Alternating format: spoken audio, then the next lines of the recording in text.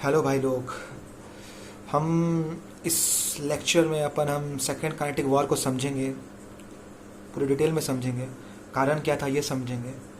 और first kinetic war अगर आप नहीं देखे हैं तो जाके कृपया कर फर्स्ट लेक्चर को देखें, बिकॉज वो ज़्यादा इंपॉर्टेंट है। उसके बाद आपको ये समझ में आएगा सेकेंड काइनेटिक वॉर। अगर आप नहीं देखे हैं तो सबसे पहले आप जाके फर्स्ट लेक्चर को देखें। और अगर आपको अच्छा लग रहा हो ये, अगर ख़राब भी लग रहा हो तो कमेंट करो यार। अच्छा लग रहा है तब भी कमेंट करो, ख़राब लग रहा है तब भी कमेंट करो, तब तो पता चलेगा कैसा लग रहा है। हाँ, तो इस लेक्चर में इस टॉपिक पे हम क्या बात कर रहे हैं कि इसमें हम बात करेंगे सेकेंड काइनेटिक वॉर के बारे में। तो सेकेंड काइनेटिक वॉर की शुरुआत कब होती है? तो सबसे पहले बात होती है कि आप कहानी के रूप में समझें, कहानी की तरह समझें सेकेंड काइनेटिक वॉर को। तो सेकेंड काइनेटिक वॉर स्टार्ट होता है 1748 में। तो 1748 में क्यों स्टार्ट होता है?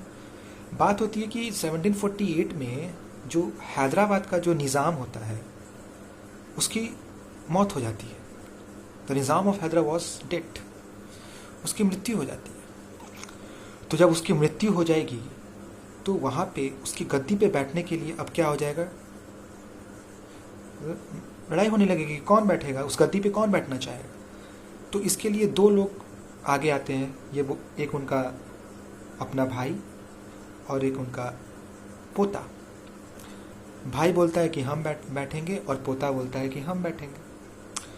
तो यहाँ पे सबसे पहले नाम आपको मैं बता दूँ। जो भाई रहता है उसका नाम रहता है नाजिर जंग, और जो उसका पोता रहता है उसका नाम रहता है मुजफ्फर जंग। पहली बात ये, तो हैदराबाद में क्या हो रहा था? तो हैदराबाद में लड़ाई हो रही थी। किसके लिए? गद्दी के लिए। कौन कौन इसमें शामिल था? एक उसका पोता और एक उसका भाई। यहाँ तक क्लियर? हम तो बोलेंगे आप नाम मत पहले समझे, पोता और भाई से ही समझे, क्योंकि नाम कंफ्यूज हो जाएंगे आप। ठीक है। फिर क्या होता है कि जो अनवरुद्दीन खान जो होता है, अनवरुद्दीन खान जो मैंने प्रीवियस लेक्चर में बताया, जो आरकोट का क्या रहता है उस समय राजा रहता है। आरकोट का बोल सकते हो निज़ाम रहता है, निज़ाम ऑफ आरकोट। ठीक है। तो वो क्या करता है कि वो उसका जो भाई रहता है उसको बोलता है, उसको सपोर्ट कर देता है कि हाँ आपको सपोर्ट करेंगे, आप गद्दी पे बैठ जाइए। ठीक है। अब क्या होता है कि जब अनवरुद्दीन खान उसको सपोर्ट कर देता है, किसको? उसके भाई को। तो क्या होता है कि अनवरुद्दीन खान उसको सपोर्ट कर रहा है, तो जो उसका जो पोता रहता है वो फ्रेंच के पास चला जाता है कि देखिए ना, हमको मदद कर दीजिए आप। तो फ्रेंच बोलते हैं अच्छा ठीक है, मदद कर देंगे तुमको गद्दी पे बैठा देंगे हम। तो उनका पोता है, तुम बैठेगा उसके गद्दी पे। और इधर क्या बोलता है अनवरुद्दीन खान किसको सपोर्ट कर देता है? उसके भाई को सपोर्ट कर देता है करने के लिए। तब एक चंदा साहब रहता है। चंदा साहब जो होता है उसका मन रहता है कि आरकोट की गद्दी पे बैठे, अनवरुद्दीन खान को गद्दी से हटा के हम बैठ जाए, चंदा साहब बैठ जाए। ठीक है। चंदा साहब का मन होता है। तो चंदा साहब क्या करता है? फ्रेंच के साथ मिल जाता है। तो यहाँ पे बात क्या होता है? चंदा साहब किसके साथ मिल जाता है? फ्रेंचों के साथ मिल जाता है, और उसका पोता भी फ्रेंचों के साथ मिल जाता है। और अंग्रेज अनवरुद्दीन खान से मिल जाते हैं जाके, और उसके चाचा से मिल जाते हैं। मतलब बेसिकली समझेंगे तो दो टीम तैयार होती है। पहला टीम में उसका पोता, फ्रेंच और चंदा साहिब, और दूसरा टीम में कौन रहता है? अंग्रेज और अनवरुद्दीन खान और उसका चाचा। तो क्या होता है कि इन दोनों के बीच में लड़ाई होती है, और लड़ाई में कौन जीतता है? लड़ाई में फ्रेंच जीत जाता है। जब फ्रेंच जीतता है तो लड़ाई से पहले क्या होता है कि इसमें अनवरुद्दीन खान मर जाता है, फर्स्ट पॉइंट। और जो अनवरुद्दीन खान मर जाता है और नासिर जंग भी मर जाता है। मतलब चाचा और अनवरुद्दीन खान मर जाता है, और यहाँ एक ब्रिटिश केवल बचते हैं, मतलब इंग्लिश मैन केवल बचते हैं। और जिनका फ्रेंच के पास ये लोग सब जीत जाते हैं, मतलब फ्रेंच जीत जाता है। फिर और कौन जीतेगा? उसका जो पोता रहता है जिसका नाम रहता है मुजफ्फर जंग, वो जीत जाता है। और फिर कौन रहता है? और रहता है अब तुम्हारा मुजफ्फर जंग रहता है, उसका पोता रहता है, जो उसका पोता रहता है वो जीतता है। और यहाँ पे चंदा साहब जीतते हैं और फ्रेंच। तो फ्रेंच क्या करता है? चंदा साहब को निज़ाम ऑफ आरकोट बना देता है, और इसको क्या बना देता है? इसको बना देता है निज़ाम ऑफ हैदराबाद, पोता को जो मुजफ्फर जंग रहता है। बात यहाँ तक समझ में आई? हाँ। तो उसके बाद क्या होता है कि जो निज़ाम ऑफ आरकोट जो पहले अनवरुद्दीन खान थे, उनका एक बेटा रहता है मोहम्मद अली। मोहम्मद अली अब चाहता है कि मेरे बाप की गद्दी पे बैठे हो, कौन? चंदा साहिब। अब चंदा साहिब को वो हटाना चाहता है, चंदा साहिब को। तो ब्रिटिश फिर उसको हेल्प करते हैं, मोहम्मद अली को, और वो जाता है आरकोट पे और हमला कर देता है। ब्रिटिश और मोहम्मद अली मिल के आरकोट पे ले मारता है और चंदा साहिब को मार देता है। तो चंदा साहिब मर जाता है।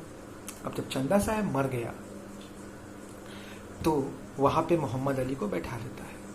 कौन? ब्रिटिश। और यहाँ पे क्या होता है, जो मुजफ्फर जंग जो गद्दी पे बैठा हुआ रहता है उसकी भी मृत्यु हो जाती है। फिर उसको अंग्रेज अपना एक उसी में से एक रूलर को लेता है और उसको बैठा देता है। मतलब अब दोनों जगह अंग्रेज की जीत हो जाती है। मतलब हारने के बाद भी वो जीत जाता है। लास्ट में अंग्रेज जीत जाता है। कैसे जीतता है? वो वहाँ पे उसके बेटे को बैठा देता है। अनवरुद्दीन खान के बेटा का नाम क्या था? मोहम्मद अली, जिसको नवाब ऑफ आरकोट बना देता है और एक को नवाब ऑफ निज़ाम ऑफ हैदराबाद बना देता है। तो अंग्रेज यहाँ तक बना देता है, अंग्रेज जीत जाता है और फ्रेंच की हार हो जाती है। तो लास्ट में ही होता है सेकेंड कार्टिक वॉर में कि अंग्रेज जीत जाता है और फ्रेंच क्या हो जाता है? हार जाता है। तो यहाँ से ये ज़्यादा इंपॉर्टेंट नहीं है, इंपॉर्टेंट ये है कि अंग्रेज को कौन जिता देता है फ्रेंच से, क्योंकि फ्रेंच के पास डुप्लेक्स था, तब भी फ्रेंच हार जाता है, आरकोट को नहीं बचा पाता। तो कारण क्या था? तो यही रॉबर्ट किल्वी है। रॉबर्ट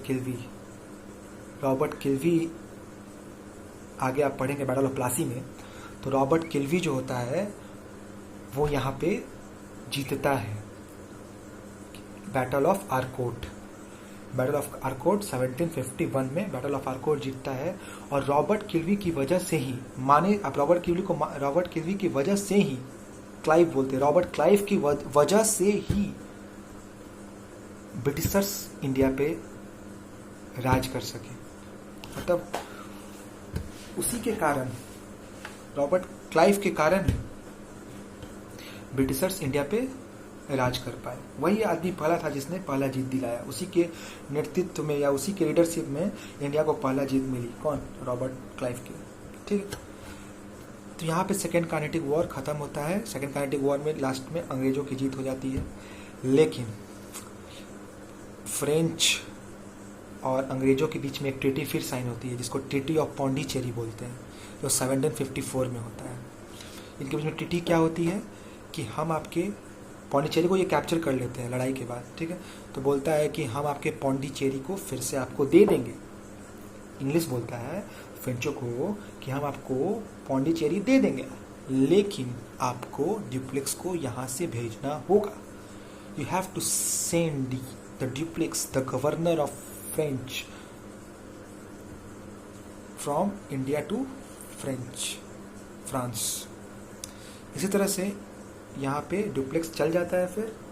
और फिर थर्ड जब कार्नेटिक वॉर होता है तो फ्रेंचों का सफाया हो जाता है। तो थर्ड कार्नेटिक वॉर अपन कल पढ़ेंगे। आज हम लोग सेकंड कार्नेटिक वॉर पढ़ें। फर्स्ट कार्नेटिक वॉर हमने पढ़ा चुका हूँ। तो फर्स्ट कार्नेटिक वॉर को देखें, सेकंड कार्नेटिक वॉर को देखें और थर्ड कार्नेटिक वॉर को देखें। और कोशिश करें कि आप बुक से थोड़ा पढ़ें, बिकॉज कंप्लीट नॉलेज आपको बुक से ही मिलेगा। ये तो एक तरह से मैं आपको आउटलाइन मैप प्रोवाइड कर रहा हूँ कि आप ऐसे ऐसे पढ़ें। इसके बाद हम लोग पढ़ेंगे थर्ड कार्नेटिक वॉर।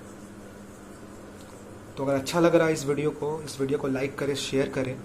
और मैं नोट्स भी आपको प्रोवाइड करूँगा कुछ दिन के बाद। मैं PDF बना के डिस्क्रिप्शन बॉक्स में आपको डाल दूँगा, आप वहाँ से ले सकेंगे। Thank you and have a nice day.